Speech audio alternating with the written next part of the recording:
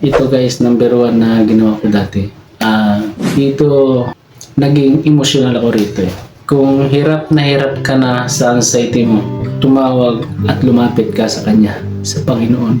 Alam mo kung bakit dati? Nawawalan din ako ng pag-asa dahil sa anxiety ko. Nawawalan din ako ng patutungan sa buhay dahil sa mga sintomas na nagpapahirap sa akin.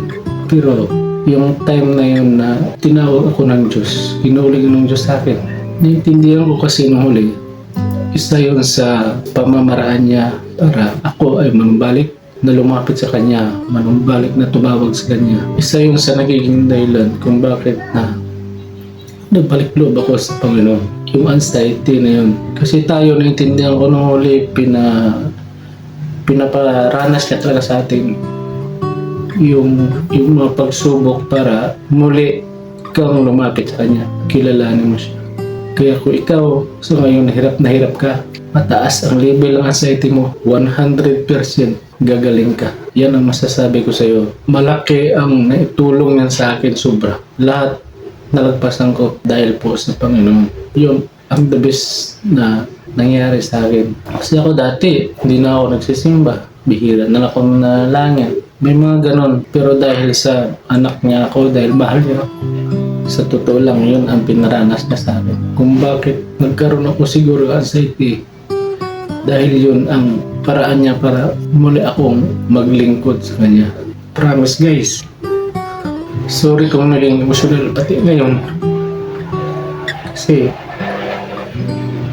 ramdam ko ang pagmamahal ng Panginoon sa akin. Ramdam ko yan.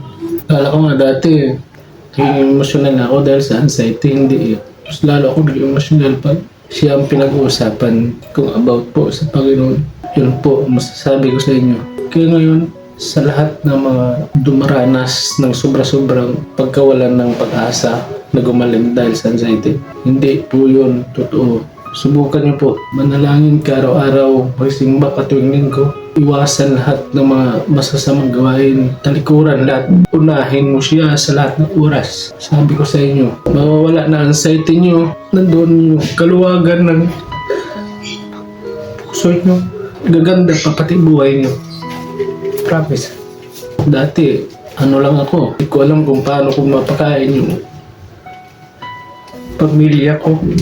Pero dahil sa pamaraan niya, di ba, nagka-anxiety ako? Nagka-anxiety ako, pero yun ang paraan niya. Nagiging vlogger ako na hindi ko naman ginusto kasi dahil nga po ito sa Kanya, dahil sa plano niya to. Promise. Yun po ay kalooban niya.